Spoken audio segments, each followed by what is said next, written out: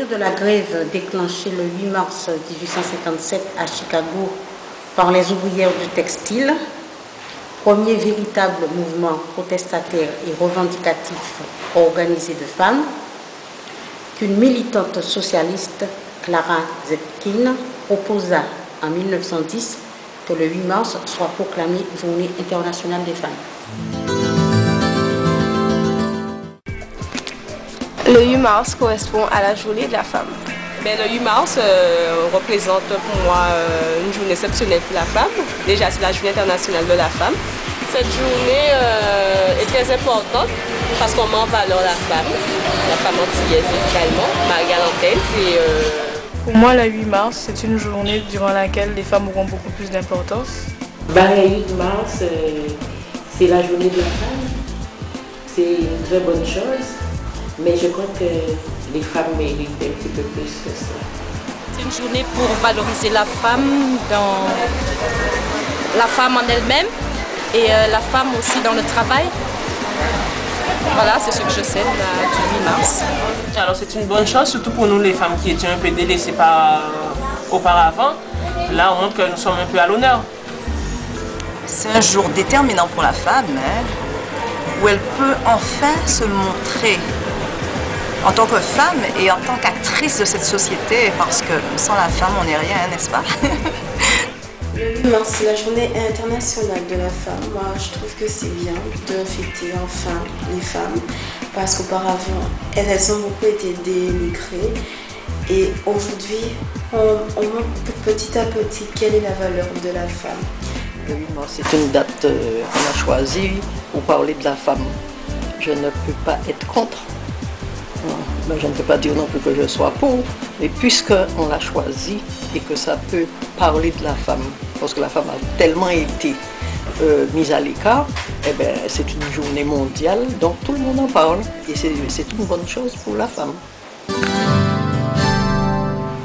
Bon, je suis Muriel de Saint-Louis de Marie-Galante, j'ai 36 ans, j'aime ce métier, la pêche. Ça fait 10 ans que je le pratique, grâce au père de mes enfants.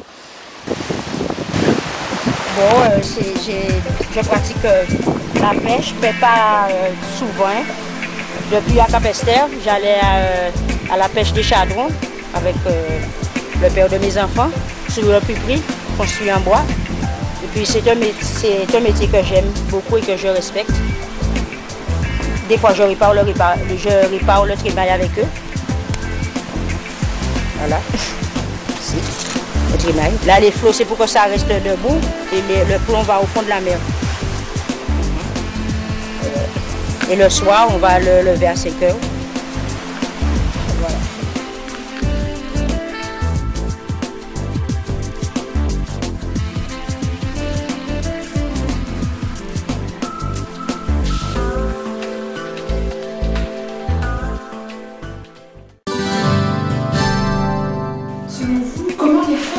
Se mobiliser aujourd'hui et pour quelle cause? Comme je vous disais tout à l'heure, c'est très bien de penser aux femmes le 8 mars, mais aujourd'hui, les femmes, je crois qu'elles doivent se mettre autour d'une table pour discuter un petit peu, parce qu'il y a trop de choses qui se passent dans ce monde. Les filles ici, moi je pense qu'en fait, qu'elles ont des rêves, mais elles ne savent pas l'exploiter. Et qu'elles abandonnent très très vite leurs rêves et leurs buts.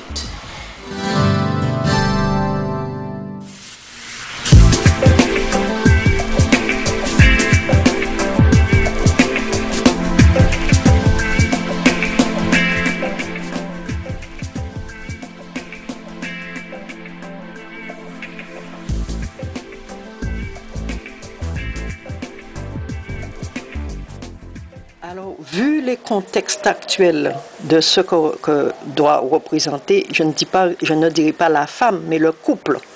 Alors, je dis que c'est la coparentalité qui doit primer maintenant. Et la politique familiale doit devra s'adapter à ces nouvelles configurations. Ce changement implique une grande responsabilité des pères dans l'éducation et une grande responsabilité des jeunes hommes. Nous sommes tout au début d'une ère nouvelle qui conduira à responsabiliser dès l'adolescence les hommes comme les femmes comme les hommes vis-à-vis non seulement de leur sexualité, on ne leur en parle que trop, mais aussi et surtout vis-à-vis de leur rôle dans la procréation et de leur future parentalité biologique, affective, éducative. L'éducation à la parentalité, le soutien à la parentalité doivent devenir une cause nationale. Bon, les femmes de Marie-Galante ou la femme marie-galantaise. Mais la femme marie-galantaise, c'est la femme laborieuse, c'est la femme qui a toujours travaillé.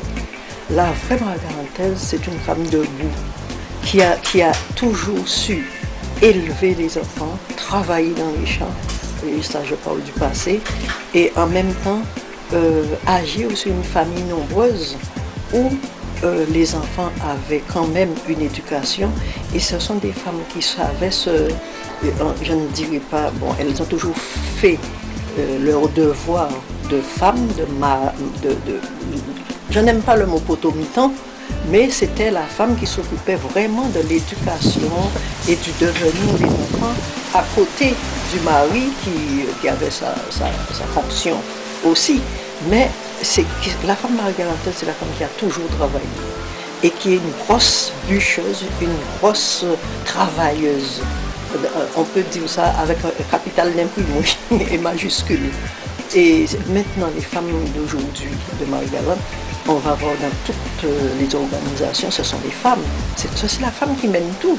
Je ne vais pas dire que les hommes ne font pas leur rôle, ne jouent pas leur rôle, mais la femme de Marie-Galante, on voit toutes les grandes structures de Marie-Galante, c'est la femme qui mène.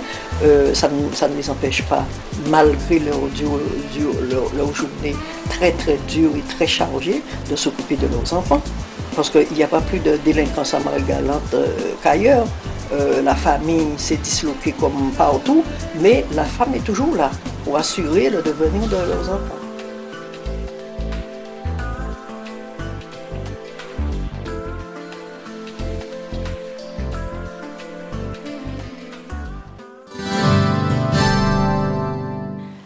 Je crois qu'il faut qu'elle continue à se battre, hein, parce que rien n'est jamais définitivement gagné.